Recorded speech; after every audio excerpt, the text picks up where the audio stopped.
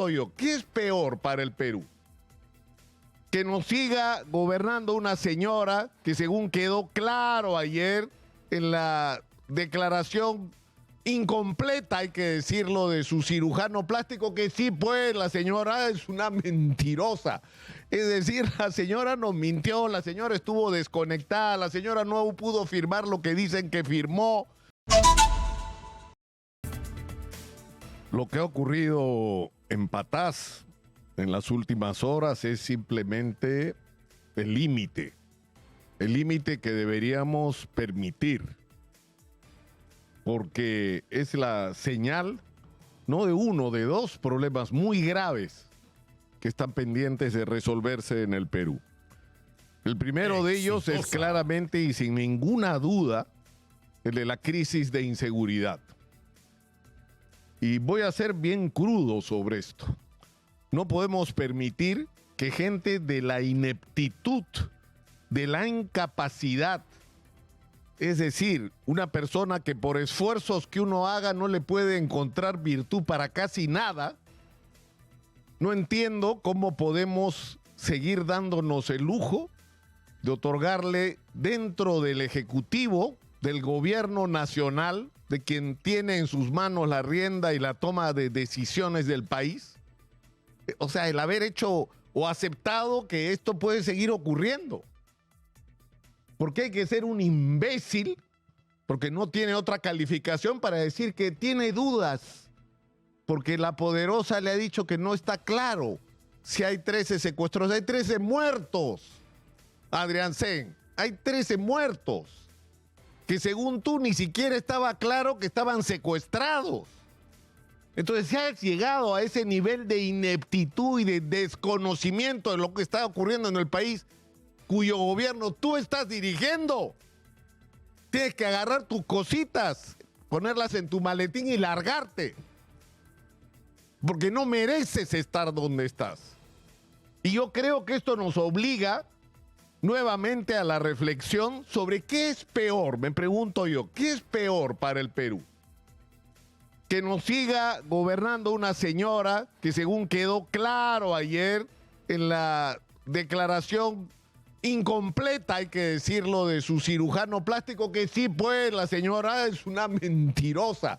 Es decir, la señora nos mintió, la señora estuvo desconectada, la señora no pudo firmar lo que dicen que firmó. Es decir, la señora se hizo una operación cuyo objetivo fundamental era la estética y no ningún problema de salud que le impedía respirar. Pobrecita, no podía vivir. Mentira. ¿Cómo fue mentira lo de los roles y es mentira lo de su hermano? Y una señora que vive obsesionada por no sé qué quiere hacer con el Ministerio Público, al que no solo le atribuyen la exclusiva responsabilidad, lo cual no quiere decir que no tenga. El Ministerio Público tiene responsabilidad en la crisis de inseguridad y muy seria, pero la presidenta le quiere atribuir la responsabilidad exclusiva y quiere asfixiar al Ministerio Público entregándole presupuestos que no alcanzan ni para poner sillas decentes en las oficinas del Ministerio Público.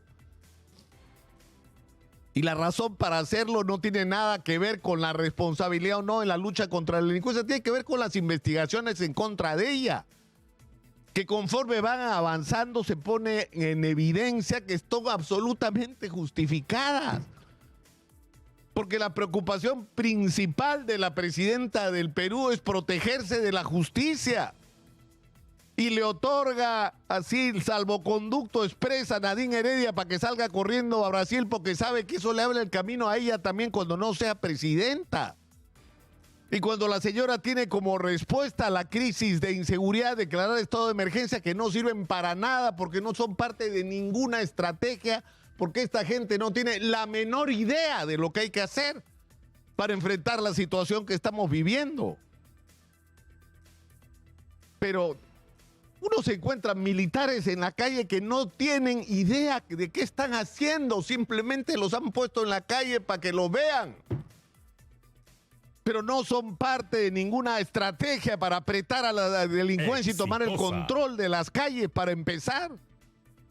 Y no hay ninguna, es decir, estrategia integral para enfrentar desde el punto de vista de inteligencia, porque no es solo el problema del control de la calle, que no es tan complicado porque ya se ha hecho y en algunos lugares del país ya ocurre, sino que hay que tener una estrategia consistente de inteligencia para llegar a las cabezas de las organizaciones criminales. Y la presidenta anda preocupada y somete a presión a los jefes militares, a los jefes policiales que no tienen ningún carácter. El general Sanabria se fue de pachanga en medio de esta crisis. De pachanga ha estado el señor. Es decir, ¿cómo es posible? ¿Cómo es posible que esté ocurriendo esto que está ocurriendo? Porque no hay, es decir, y lo someten a presión para que hagan show, entonces presentan, detienen a 60 miembros. ¿Qué 60 miembros? Es una discoteca de Beneco, por Dios. Y los declararon a todos del Tren de Aragua. Y a la hora que la fiscalía los empieza a liberar porque no tiene de qué acusarlo, dice, no, la fiscalía ha liberado delincuentes. Y es el puro show, pero lo que nos importa a los ciudadanos es que resuelvan el problema. Que si dentro de esos 62 o 3 que son criminales, entonces se les caiga encima a los 2 o 3 que son criminales. O que se siga a esos 2 o 3 con un trabajo de inteligencia y se llegue a sus jefes, a quienes dirigen las organizaciones criminales. Pero eso no le pasa ni por la cabeza, pero ni por asomo a la gente que está tomando las decisiones en el Perú. Es decir, yo creo, insisto en esta pregunta, ¿qué es peor? ¿Qué es peor para el Perú? ¿Que sigamos con esto? Es decir, ¿qué tiene que pasar? Que esos 13 muertos, como nos ocurrió con Tarata, donde moría gente todas las semanas en el interior del Perú, y fue necesario que muera gente en Miraflores, en el centro de Miraflores, en el corazón de Miraflores, para que se tomara conciencia de la gravedad de lo que estábamos viviendo. Es decir, necesitamos que esos 13 muertos ocurran ¿dónde? En San Isidro, para que se tome conciencia de la gravedad de la crisis de inseguridad que está agobiando al país entero y algunas regiones en particular como La Libertad. ¿Es eso lo que necesitamos para llegar a la conclusión de que esta señora es una incapaz? No podemos seguir dejando las riendas del país en manos de gente incapaz. Que lo digo y no me voy a arrepentir de mis palabras. Se están levantando el peso en peso al Perú. Se están robando todo lo que pueden en los ministerios. Están desarticulando la capacidad de acción de la Contraloría General de la República para ver si pueden borrar la huella. No hay control concurrente en este momento porque han despedido cerca de 5,000 personas. ¿Vamos a permitir que esto siga ocurriendo? ¿Qué es peor? ¿Esto? O que por una vez, por Dios, señora Keiko Fujimori, usted es la jefa de un partido, bueno, actúe pues como jefa de un partido que pretende gobernar este país, actúe con responsabilidad. Este es un momento en que tiene que haber un entendimiento para la constitución de un gobierno de transición que una vez más haga 3 cosas bien simples. Mano dura contra la delincuencia, que recupere el control de las calles, que con inteligencia, como se ha hecho en otras oportunidades de la historia nacional, se asfixie y se derrote a las organizaciones criminales. En segundo lugar, que garantice elecciones transparentes cuyos resultados respetemos todos, Keiko, todos. Y en tercer lugar, que asuma las tareas que también son obvias, por Dios. Tenemos plantado el puerto de Chancay esperando algo. Una zona económica especial, ¿qué le parece?